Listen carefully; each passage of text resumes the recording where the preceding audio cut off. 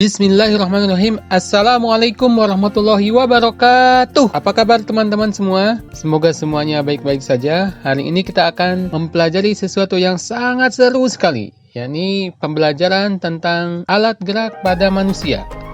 Kalau kemarin kita mempelajari alat gerak pada hewan, sekarang giliran kepada manusia. Masih dalam tema 1, yang akan kita bahas kali ini adalah otot sebagai alat gerak aktif. Mari kita ikuti pembelajaran kita kali ini.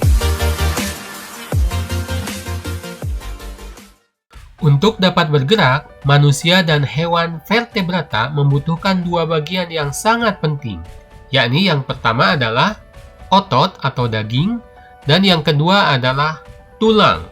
Perhatikan gambar berikut, ini adalah gambar lengan kita. Bagian yang di tengah ini adalah tulang, dan bagian yang merah ini adalah daging atau otot. Otot merupakan alat gerak aktif. Kenapa disebut alat gerak aktif? Karena otot adalah bagian yang akan bergerak secara aktif atau bergerak dengan sendirinya ketika kita melakukan gerakan. Sedangkan tulang disebut sebagai alat gerak pasif. Karena tulang tidak dapat bergerak sendiri. Pergerakan tulang hanya mengikuti pergerakan dari otot. Ada berbagai jenis otot di dalam tubuh kita. Di antaranya adalah yang pertama otot lurik atau otot rangka, yang kedua otot polos, dan yang ketiga otot jantung.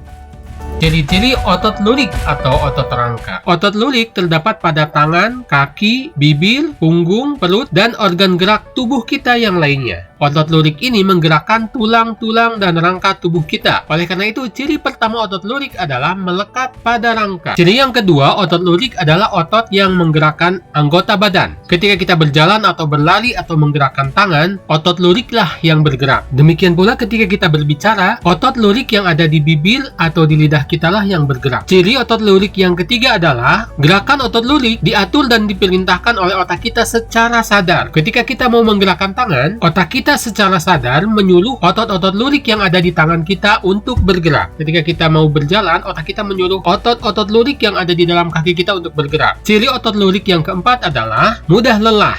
Itulah sebabnya kemampuan kita untuk melakukan suatu aktivitas terus-menerus itu juga jadi terbatas. Karena otot lurik yang kita gunakan untuk bergerak itu memiliki sifat cepat lelah. Ciri otot lurik yang kelima adalah bentuknya memanjang silindris dengan ujung serabut dan inti selnya ada di tepiannya. Gambar yang di tengah ini adalah bentuk sel otot lurik, bentuknya memanjang silindris dan inti selnya ada di tepi.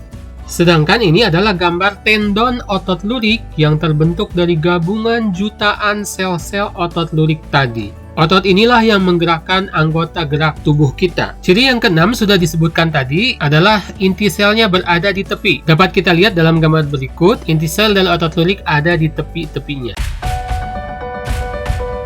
Ciri-ciri otot polos adalah yang pertama, otot polos terdapat pada organ dalam tubuh kita, usus, kerongkongan, saluran nafas, dinding pembuluh darah, dan sebagainya. Ciri yang kedua adalah menggerakkan beberapa organ dalam tersebut. Misalnya usus. Usus ini melakukan gerakan yang disebut sebagai gerak peristaltik, yakni gerak mendorong makanan untuk bergerak dari mulai kerongkongan sampai ke anus. Ciri yang ketiga adalah bergerak secara tidak sadar. Dalam hal ini dipicu oleh impuls. Apa itu maksudnya?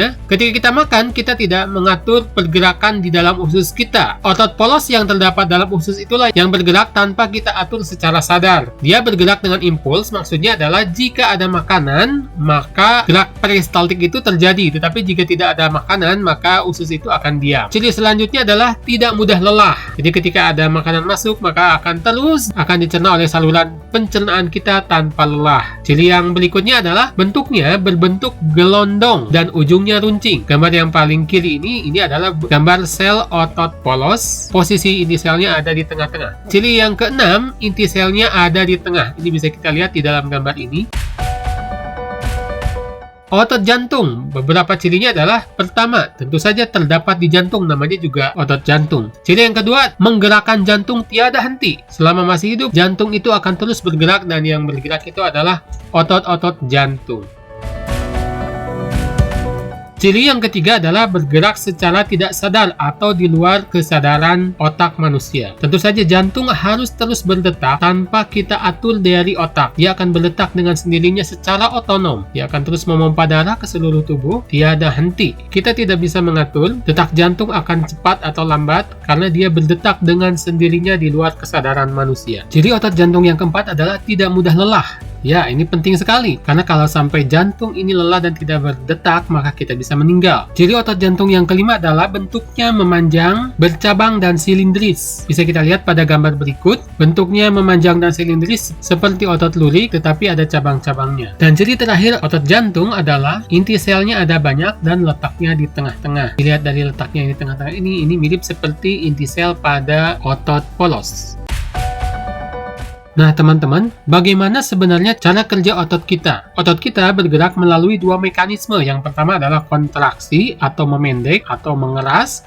Dan yang kedua relaksasi atau melemas atau memanjang. Ilustrasinya ada pada gambar otot berikut. Ini adalah tangan kita, ini adalah tulang lengan atas kita. Ini adalah otot bicep dan yang di bawah ini adalah otot tricep. Ketika tangan kita diluluskan, maka otot bicep ini mengalami relaksasi atau memanjang atau melemas, sedangkan otot tricep mengalami kontraksi atau memendek atau mengeras. Sebaliknya ketika tangan kita ditekuk, maka otot bicep mengalami kontraksi atau memendek, sedangkan otot tricep mengalami relaksasi atau memanjang. Jadi untuk otot bicep, ketika tangan lurus, ototnya relaksasi, ketika tangan ditekuk, ototnya kontraksi. Sebaliknya untuk otot tricep, ketika tangan lurus, ototnya kontraksi, sedangkan ketika tangan ditekuk, ototnya relaksasi. Dan prinsip kerja otot kontraksi dan relaksasi ini terjadi di seluruh otot-otot kita yang lain. Kombinasi antara kontraksi dan relaksasi ini membuat kita bisa melakukan banyak sekali gerakan.